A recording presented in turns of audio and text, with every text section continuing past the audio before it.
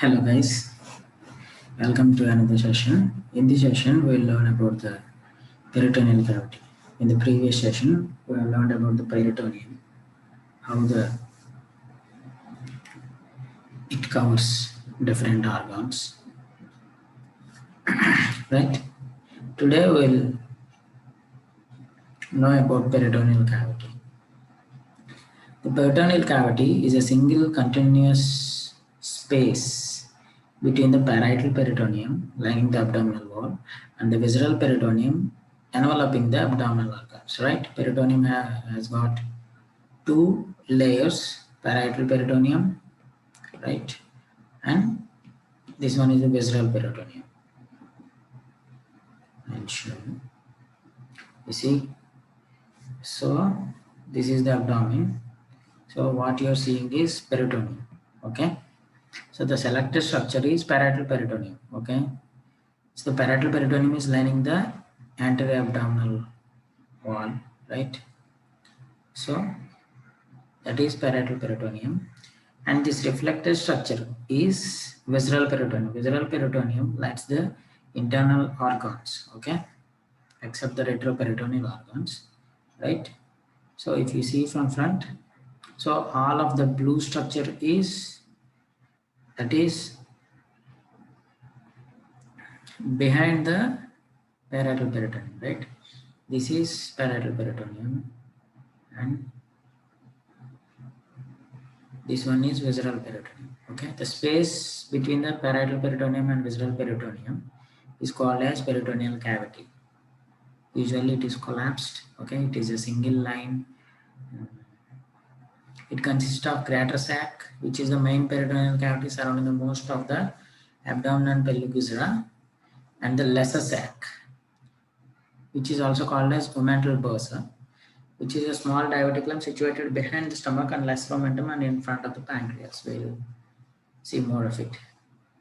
The two sacs communicate via the epiploic foramen, right? For clinical purposes, the peritoneal cavity can be divided into several species, right? The pathological processes are often contained within these species, and their anatomy may influence diagnosis and treatment.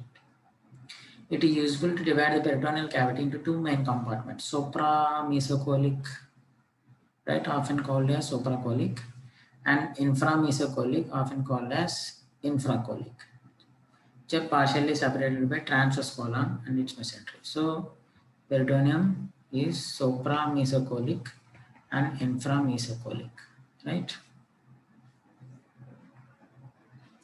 The peritoneal cavity is the largest and most complex serous sac.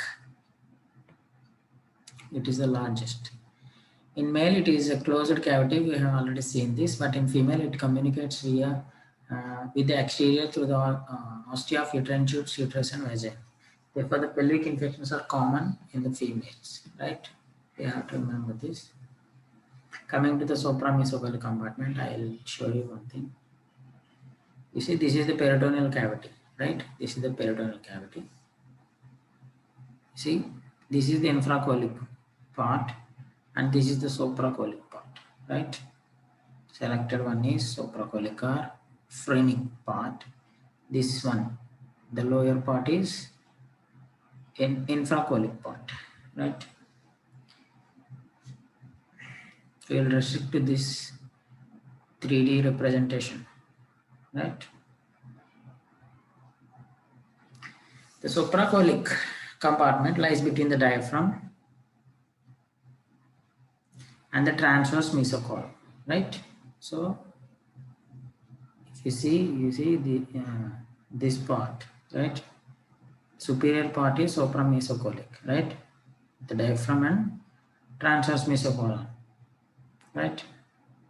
I'll show you.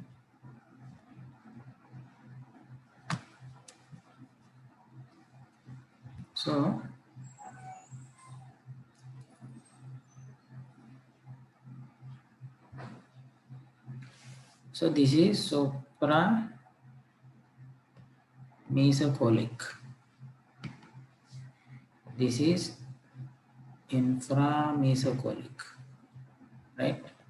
So this is the diaphragm, right? This one is the diaphragm.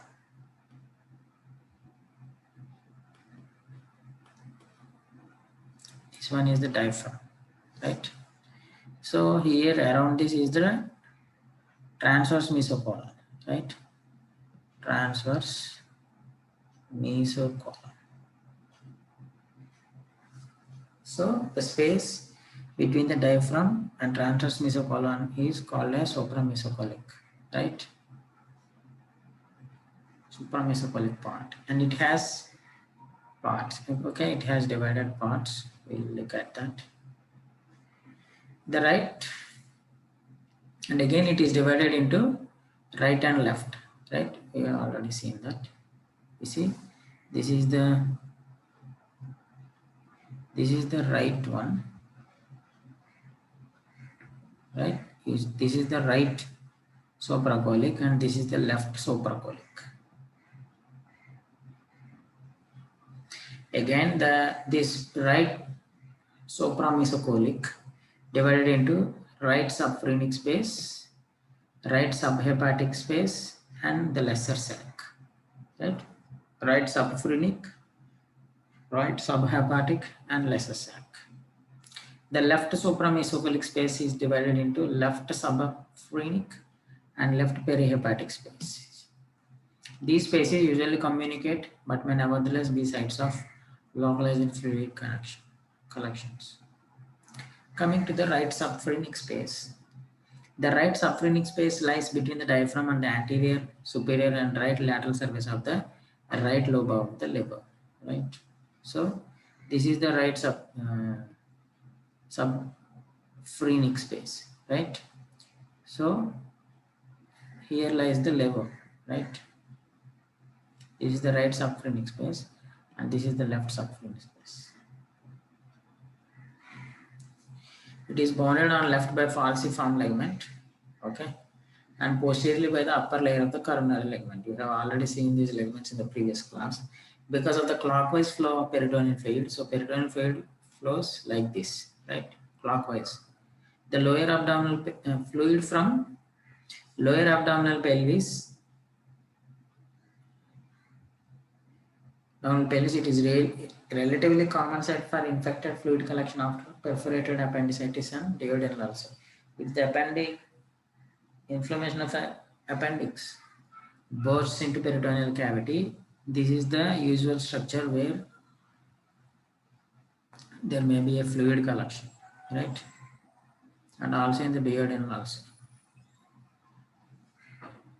So this is the right subphrenic space. You see, this is the right subphrenic space, right? And this is the right subhepatic space. We'll see that. Right subhepatic space or hepatorenal pouch, right? We have seen this in the previous class. The right subhepatic space lies between the inferior surface of the right lobe of the liver and upper pole of the right kidney, right? We have seen this. I'll clean the diagram, right? So this is the selected blue structure is right subphrenic space. See, so it covers the falciform and coronary ligaments. There is no doubt about it, right? So again, this one is right subhepatic space, right? You have seen this in the previous class. This one, selected blue structure. This one, which is behind the green, right? So this one is hepatorenal pouch, right? So this is in between liver and the kidney, right? So you see, so that is the space, okay? This is the 3D diagrammatic representation of the space of hepatorenal pouch or right subhepatic space. It is bounded superiorly by the inferior layer of the coronary ligament, laterally by the right lateral abdominal wall, posteriorly by the anterior surface of the upper pole of the right kidney. So, liver, coronary ligament, kidney.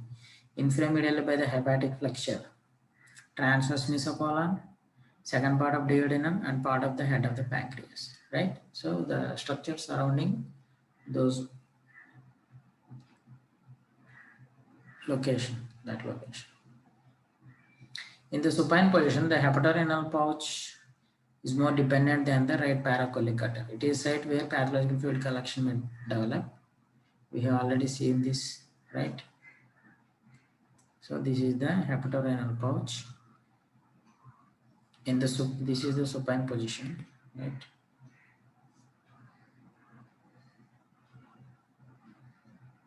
Coming to the lesser sac. So in the supra-mesocolic compartment, we have seen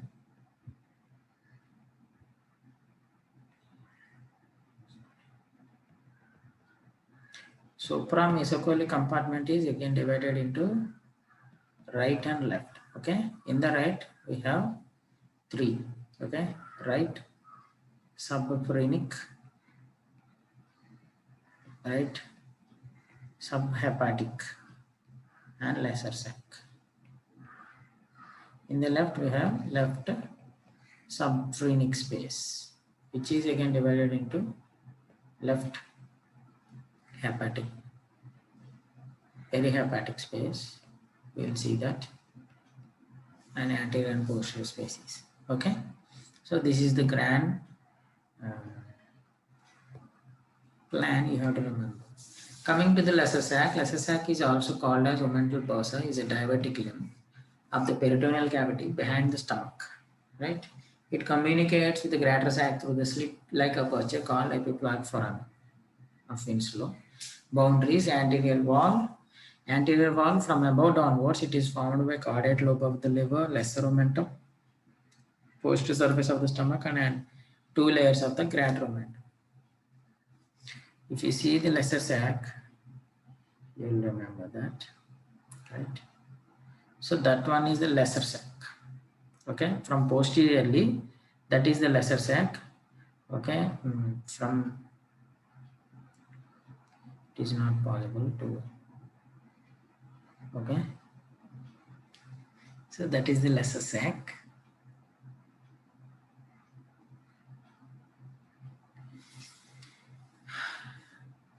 Posterior wall is from below upward. It is formed by posterior two layers of greater omentum.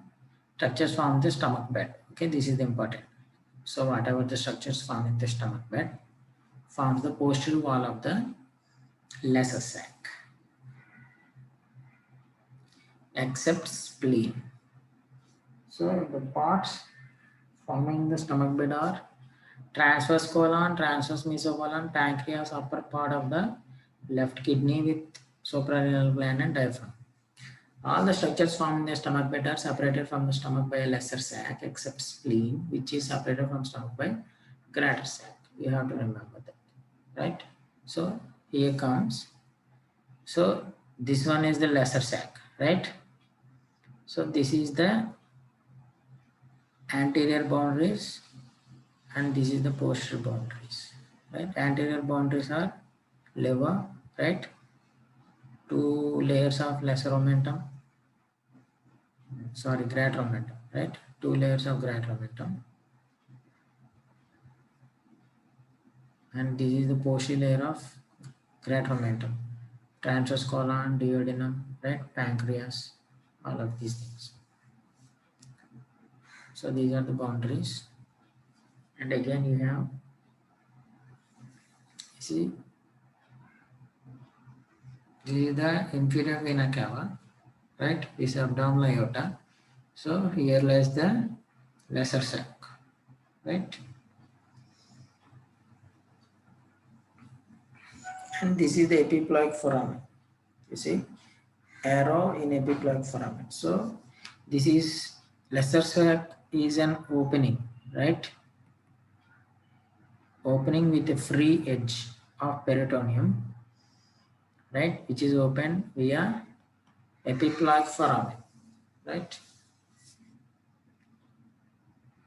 And you see here the dissector is exposing the opening, right?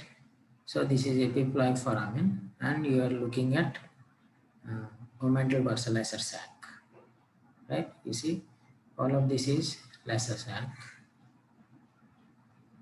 You see is dragging the free edge of the peritoneum, right? This is the free edge of peritoneum. And again, lesser sac has recesses. Okay, superior recess lies behind lesser omentum and the liver. The portion behind lesser omentum is termed as vestibule of the lesser sac. Coming to the inferior sac. So its superior surface is at the liver. It lies between anterior two layers and posterior layers of the crater omentum. Right? This is inferior recess. Splenic recess lies between gastrosplenic and lienorenal ligaments. We will see. You see, this is the posterior inferior recess, right? So this is the gastrosplenic ligament and this is lienorenal ligament. And we will look at this is the another recess, right? Splenic recess. You can see this. You see, this is the diagrammatical representation only. This is lesser sac, and this is the superior recess, front of liver, splenic recess between lienorenal and gastrosplenic ligaments, and inferior recess, right, between anterior and posterior layers of crater omentum, right? And clinically, the collection of fluid in the lesser sac may occur most frequently as a result of acute pancreatitis. Remember that, or sometimes after pancreatic injury forming pseudocyst of pancreas. The pseudocyst of pancreas projects forward either between the stomach and liver or between stomach and transverse mesocolon. Either way, it projects into the lesser sac. The perforation of posterior wall of stomach also results in passage of its fluids contents in the lesser sac. Right? Coming to the foramen of Winslow or epiploic foramen. The foramen epiploicum is a vertical slit through which lesser sac of peritoneum communicates with the greater sac of peritoneum. It is situated behind right free margin of lesser omentum at the T12 vertebra. Boundaries anteriorly, right free border of the lesser omentum containing bile duct, vertical part of hepatic artery and portal vein. So this is the porta hepatis, right? All these lies in the porta hepatis, at the region of porta hepatis. So this is the epiploic foramen is immediately beside that. Posteriorly, inferior vena cava and right suprarenal gland. Superiorly, caudate process of the caudate lobe of the liver. Inferiorly, first part of the duodenum and horizontal part of hepatic artery. So it has artery, superior vena cava, hepatic artery, portal vein. So it is a potential structure. You see, this is the epiploic foramen. Okay. The dissector is showing us the foramen which leads to the lesser sac. Right? You see, so this is the porta hepatis. See all the bile duct, hepatic artery and portal vein. Right? This is inferior vena cava. Okay, during surgical processes or as a result of trauma, whenever this portal vein or hepatic artery or inferior vena cava are injured, right?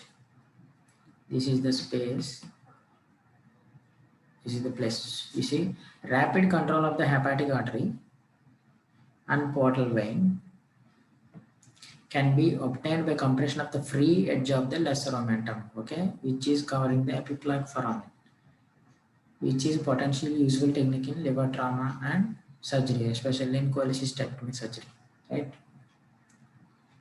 So that is called as Pringle maneuver, right?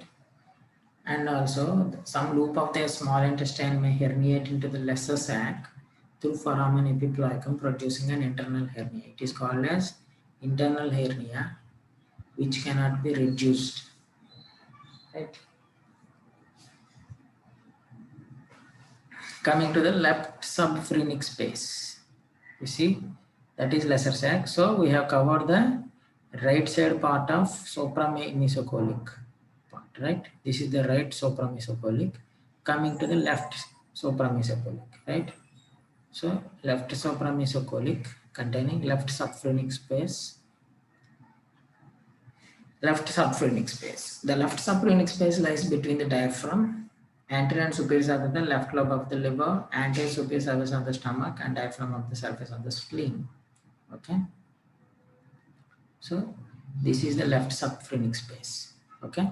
So liver, stomach, spleen, and all. Okay. Here also some relations. To the right is bounded by the falciform ligament. It is expanded in the absence of spleen and is a common site for fluid collection after splenectomy. Left subphrenic space. The left subphrenic space is substantially larger than the right? So the right subphrenic space is smaller than the left splenic space and can be divided into a left perihepatic space and anterior and posterior subphrenic spaces. So we have right subphrenic space, subphrenic, left subphrenic, right? And this left subphrenic space is again divided into perihepatic space and subphrenic spaces. This perihepatic space, because it is on the left side, called as left perihepatic space. This subphrenic space is again divided into anterior and posterior subphrenic spaces, right? So left subphrenic space is divided into left perihepatic space and left anterior subphrenic space, left posterior subphrenic space, right?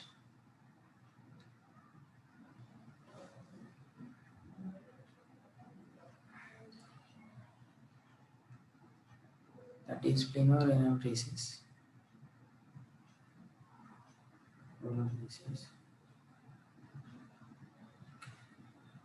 It is not represented here, right?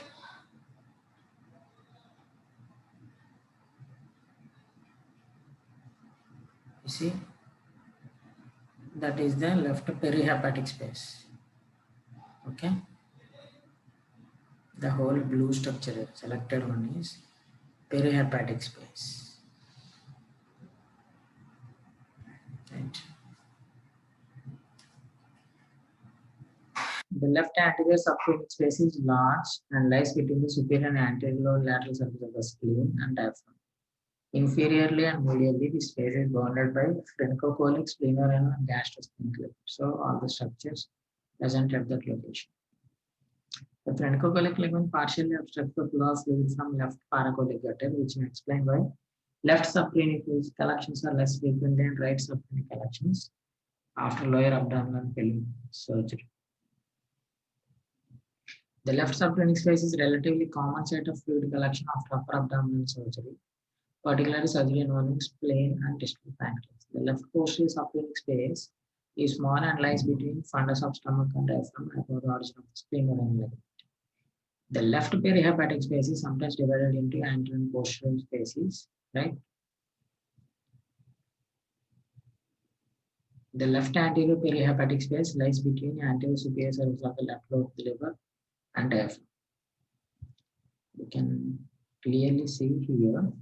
You see, this is the right subphrenic space, right? This is the right subphrenic space. And this one is falciform ligament, right? And you will see this is the left subphrenic. The whole of this is left subphrenic space, right? But again, it is divided into, you see, perihepatic space, left anterior perihepatic space, this is, and this one is posterior perihepatic space, right? And again, this one is left subphrenic, anterior subphrenic space, and this one is left posterior subphrenic space. So the perihepatic space is also divided into anterior and posterior. Subphrenic space is also called as divided into anterior and posterior. Right? So you learn that by this diagram.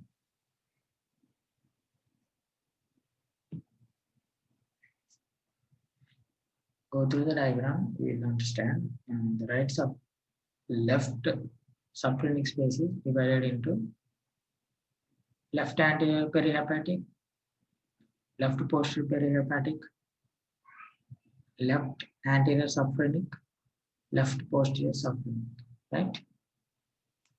So that is regarding supramesocollic compartment. Coming to the inframesocollic compartment. Inframesocollic compartment, also called as infracollic compartment, lies below transverse mesocolon and transverse colon and is divided into two unequal spaces by root of mesentery of the small intestine. Contains right and left paracollic attached lateral to ascending and descending colon respectively.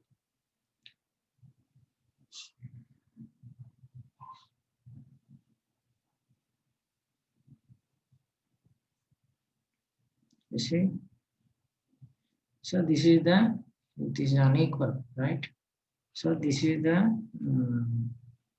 left infracollic and right infracollic. That means all of this is infracollic, supramesocollic and inframesocollic, right?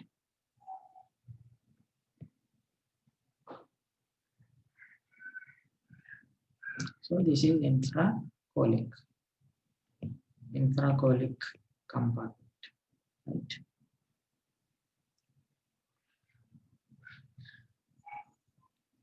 So right infracollic space is a triangular space.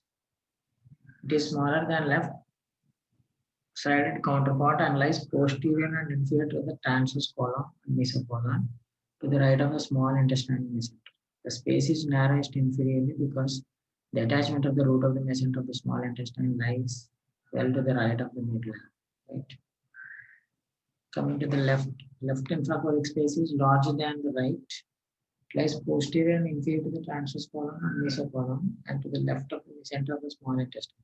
If you are well versed with the previous session of our class, this peritoneal cavity is very easy because all the structures are related to the peritoneum, right? The sigmoid colon and mesentery may partially restrict the flow of fluid or blood from this space into pelvis to the left of the middle. Coming to the paracollic gutters, you see these structures, right?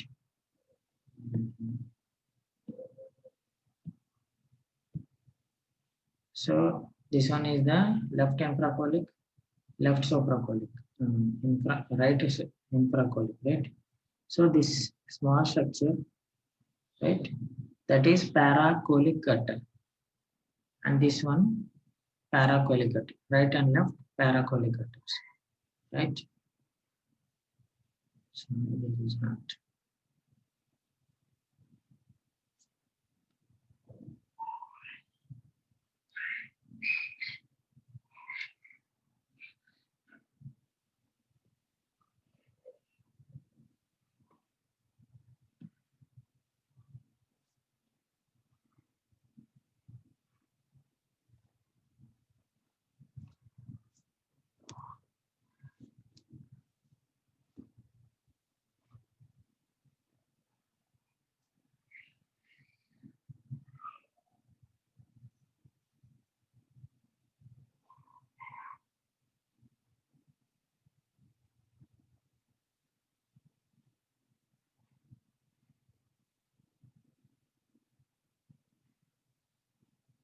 Those are the paracollic gutters.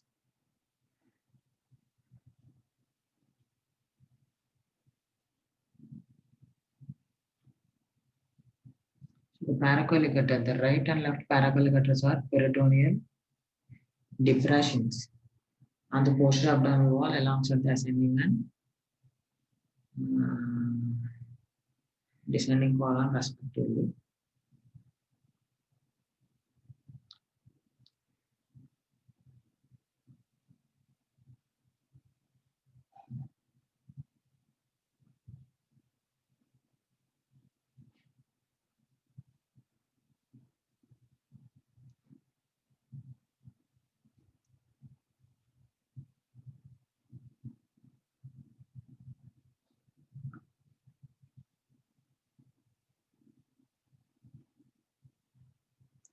The principal paracolic gutter lies lateral to the colon on each side. A less obvious medial paracolic gutter may be present, more often on the right side, with ascending and descending colon possession.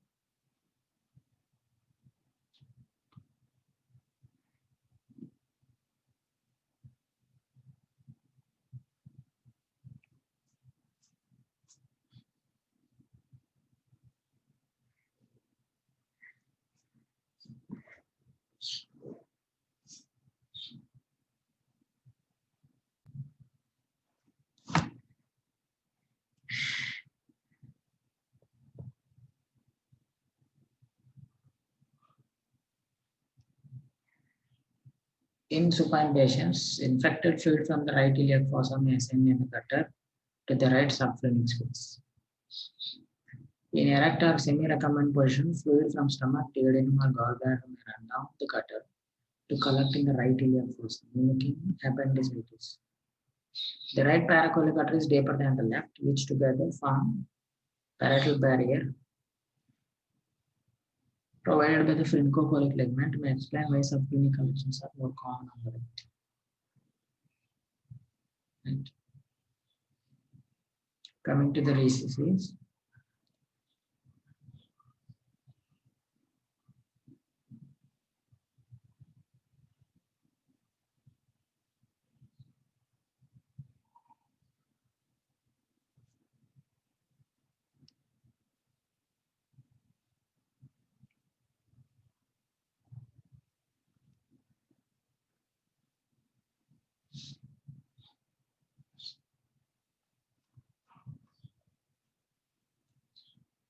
The peritoneal fossa are recesses within the peritoneal cavity or occasionally sites of internal herniation.